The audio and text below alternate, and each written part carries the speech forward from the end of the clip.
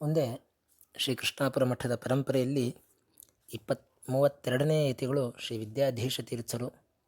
ಇವರು ಭಾಗವತ ಬೆಟ್ಟಿನ ಮಡಿಕುಳ್ನಾಯ ಅನ್ನುವಂತಹ ಕುಲಕ್ಕೆ ಸೇರಿದವರು. ಗರ್ಭಾಷ್ಟಮದಲ್ಲಿ ಉಪನಯನವಾಗಿ ಆಗಿನ ಪುತ್ತಿಗೆ ಮಠಾಧೀಶರಾಗಿದ್ದ ಶ್ರೀ ಭುವನೇಂದ್ರ ತೀರ್ಥರ ಬಳಿ ಇವರು ಸುಮಧ್ವಿಜಯವನ್ನು ಅಧ್ಯಯನ ಮಾಡ್ತಾ ಇದ್ದಾಗ ಶ್ರೀ ವಿದ್ಯಾಸಮುದ್ರ ತೀರ್ಥರು, ಕೃಷ್ಣಾಪುರ ಮಠದ ಶ್ರೀ ವಿದ್ಯಾಸಮುದ್ರ ತೀರ್ಥರು ಯಾರಿಗೂ ಆಶ್ರಮ ಕೊಡದೇನೆ ವೃಂದಾವನಸ್ಥರಾಗಿರ್ತಾರೆ. ಅಂತಂದರೆ ವಿದ್ಯಾಪತಿ ತೀರ್ಥರಿಗೆ ಆಶ್ರಮ ಕೊಟ್ಟಿರ್ತಾರೆ, ಆದರೆ ಅವರು ಕೂಡ ಚಿಕ್ಕಪಟ್ಟದಲ್ಲೇ ವೃಂದಾವನ ಆಗಿದ್ದಾರೆ. ಅದಾದಮೇಲೆ ಇವರು ಯಾರಿಗೂ ಆಶ್ರಮ ಕೊಡದೇನೆ ವೃಂದಾವನಸ್ಥರಾಗಿರ್ತಾರೆ ಶ್ರೀ ವಿದ್ಯಾ ಸಮುದ್ರ ತೀರ್ಥರು. ಆವಾಗ ಈ ಮಠದ ಹೊಣೆಗಾರಿಕೆ, ಕೃಷ್ಣಾಪುರ ಮಠದ ಹೊಣೆಗಾರಿಕೆ ದ್ವಂದ್ವ ಮಠವಾದ ಶ್ರೀ ಪುತ್ತಿಗೆ ಮಠದಲ್ಲಿ ಆಗಿದ್ದಂಥ ಶ್ರೀ ಭುವನೇಂದ್ರ ತೀರ್ಥರಿಗೆ ಬಂದಿರುತ್ತೆ.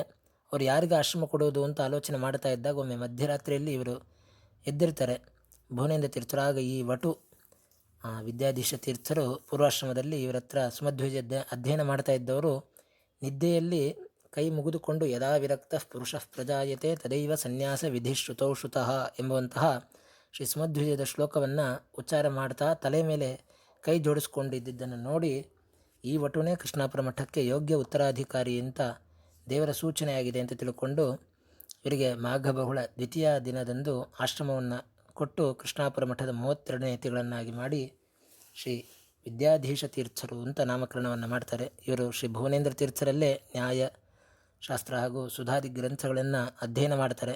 ಮತ್ತು ಇನ್ನೂ ಉದ್ಗ್ರಂಥಗಳ ಅಧ್ಯಯನಕ್ಕೋಸ್ಕರ ಕಾಶಿಯಲ್ಲಿ 12 ವರ್ಷಗಳ ಕಾಲ ನ್ಯಾಯಶಾಸ್ತ್ರವನ್ನು ಅಧ್ಯಯನ ಮಾಡ್ತಾರೆ. ಹಾಗೆ ಇವರಿಗೆ ಆಗಿನ ಕಾಲದ ಸುಪ್ರಸಿದ್ಧ ವಿದ್ವಾಂಸರಾದ ಕಾಶಿ ಆಚಾರ್ಯ ಅಂತಲೇ ಕಾಶಿಕಾಂತ ವ್ಯಾಖ್ಯಾನವನ್ನು ಬರೆದಂತಹ ಪ್ರಸಿದ್ಧ ವಿದ್ವಾಂಸರಾದ ಕಾಶಿ ತಿಮ್ಮಣ್ಣಾಚಾರ್ಯರು ಸಹ ಅಧ್ಯಾಯಿಗಳಾಗಿರ್ತಾರೆ.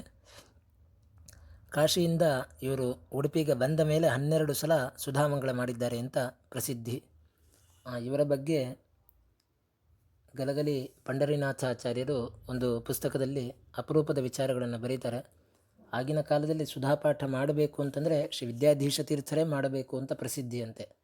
ಘಟ್ಟದ ಮೇಲಿನ ಸುಧಾಪಾಠ ಮಾಡುವ ವಿದ್ವಾಂಸರು ಕೂಡ ಶ್ರೀ ವಿದ್ಯಾಧೀಶ ತೀರ್ಥರು ಹೊಸದಾಗಿ ಸುಧಾಪಾಠ ಶುರು ಮಾಡಿದ್ದಾರೆ ಹೊಸ ಬ್ಯಾಚಿಗೆ ಅಂತಂದರೆ ಅವರ ಪರಿವಾರ ಸಮೇತವಾಗಿ ಬಂದು ಉಡುಪಿಯಲ್ಲಿ ಕೃಷ್ಣಾಪುರ ಮಠದಲ್ಲಿ ತಂಗುತ್ತಾ ಇದ್ದರಂತೆ. ಇಲ್ಲ ಅಂತಂದರೆ ಅವರ ಮಂಗಳಕ್ಕಾದರೂ ಬಂದು ಹೀಗೆ ಸುಧಾ ಪಾಠ ಮಾಡಬೇಕು, ಹೀಗೆ ಸುಧಾ ಅನುವಾದ ಮಾಡಬೇಕು ಅಂತ ತಿಳ್ಕೊಂಡು ಹೋಗ್ತಾ ಇದ್ದರು ಎನ್ನುವಂತಹ ಒಂದು ಪ್ರಸಿದ್ಧಿ ಅವರ ಬಗ್ಗೆ ಇದೆ.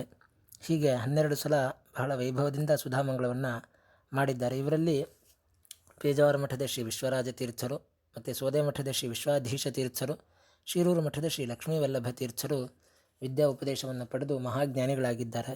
ಮತ್ತು ಪ್ರಸಿದ್ಧ ವಿದ್ವಾಂಸರಾದಂತಹ ಕಂಚಿ ಸುಬ್ಬರಾಯಾಚಾರ್ಯರು, ವ್ಯಾಕರಣ ಸುಬ್ಬರಾಯಾಚಾರ್ಯರು, ಜಂಬುಖಂಡಿ ವಾದಿರಾಚಾರ್ಯರು, ಬಾಳೆಕುದುರು ವೆಂಕಟಾಚಾರ್ಯ ಮೊದಲಾದ ಅನೇಕ ಗೃಹಸ್ಥ ಪ್ರಸಿದ್ಧ ಶಿಷ್ಯರಿಗೂ ಕೂಡ ಇವರು ಪಾಠವನ್ನು ಮಾಡಿದ್ದಾರೆ.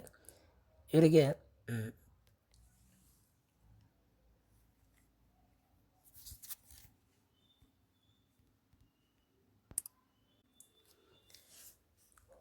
ಮುಂದೆ ಹೀಗೆ ಅವರು ತಮ್ಮ ಗುರುಗಳ ಭುವನೇಂದ್ರ ತೀರ್ಥರ ಶ್ರೀ ಭುವನೇಂದ್ರ ತೀರ್ಥರ ಋಣವನ್ನು ತೀರಿಸುವಂಥ ಒಂದು ಅಪರೂಪದ ಒಂದು ಸೇವೆಯನ್ನು ಮಾಡಿದ್ದಾರೆ. ಭುವನೇಂದ್ರ ತೀರ್ಥರು ಯಾರಿಗೂ ಆಶ್ರಮವನ್ನು ಕೊಟ್ಟಿದ್ದರು. ಆಮೇಲೆ ಅದರಲ್ಲಿ ಸ್ವಲ್ಪ ವ್ಯತ್ಯಾಸಗಳಾಗಿ ಮುಂದೆ ಅವರು ಕೃಷ್ಣೋಪಾಧ್ಯಾಯ ಎಂಬ ವಟುವಿಗೆ ಆಶ್ರಮ ಕೊಡುವ ಹಾಗೆ ಆಯಿತು. ಶ್ರೀ ವಿದ್ಯಾಧೀಶ ತೀರ್ಥರು ಅವರಿಗೆ ಸುಧೀಂದ್ರ ತೀರ್ಥರು ಅಂತ ನಾಮಕರಣವನ್ನು ಮಾಡಿದರು. ಅವರೇನೇ ಮುಂದೆ ಶ್ರೀ ಶತಾಯುಷಿ ಸುಧೀಂದ್ರ ತೀರ್ಥರು ಅಂತ ಮಹಾ ತಪಸ್ವಿಗಳು ಅಂತ ಪ್ರಖ್ಯಾತರಾದರು. ಒಮ್ಮೆ ಶ್ರೀ ವಿದ್ಯಾಧೀಶ ತೀರ್ಥರು ತಿರುಪತಿಗೆ ಹೋದಾಗ ದೇವರ ದರ್ಶನ ಆಗೋದ್ರಲ್ಲಿ ತೊಂದರೆ ಆದಾಗ, ಹಾಗೆ ಇವರು ದೇವರ ದರ್ಶನವಾಗದೆ ಭಿಕ್ಷಾ ಸ್ವೀಕಾರ ಮಾಡೋದಿಲ್ಲ ಅಂತ ಕುಳಿತಾಗ ಒಂದು ಪವಾಡವಾಯ್ತಂತೆ. ಸ್ವತಃ ಎಲ್ಲ ಮಹಾಂತರೇನೇ ವಾದ್ಯಘೋಷ ಬಿರುದಾವಳಿ ಎಲ್ಲ ತೊಗೊಂಡು ಬಂದು ಇವರಿಗೆ ವೈಭವದಿಂದ ದರ್ಶನ ಮಾಡಿಸಿದ್ರಂತೆ. ಅಲ್ಲಿಂದ ಮುಂದೆ ಉಡುಪಿಗೆ ಮರಳಬೇಕಾದ್ರೆ ಮಧ್ಯದಲ್ಲಿ ಬೆಂಗಳೂರಿನಲ್ಲಿ ಇದ್ದಾಗ ಇವರಿಗೆ ದೇಹಾಲಸ್ಯವಾಗಿ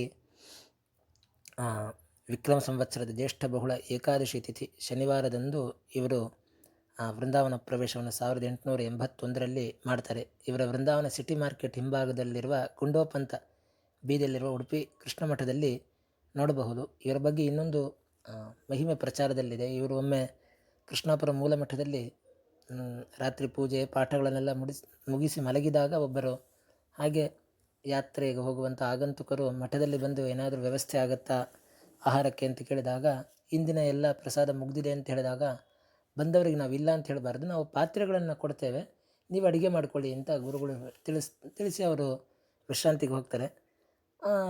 ಬಂದ ಬ್ರಾಹ್ಮಣ ಎಲ್ಲವನ್ನು ಮಾಡ್ಕೊಳ್ತಾರೆ. ಬೆಳಗ್ಗೆ ಎದ್ದು ಬಂದು ಮಠದವರು, ಪರಿಚಾರಕರು, ಸ್ವಾಮಿಗಳು ಪಾತ್ರೆ ಎಲ್ಲಿದೆ ಅಂತ ನೋಡಿದಾಗ ಪಾತ್ರೆ ಎಲ್ಲ ಅವರು ಒಂದು ಕಡೆ ತೊಳೆದಿಟ್ಟಿದ್ದಾರೆ. ಆದರೆ ಬಂದ ಬ್ರಾಹ್ಮಣ ಅಲ್ಲಿ ಕಾಣಿಸ್ಲಿಲ್ಲ. ಆ ಪಾತ್ರೆಗಳೆಲ್ಲ ಬಂಗಾರವಾಗಿತ್ತಂತೆ.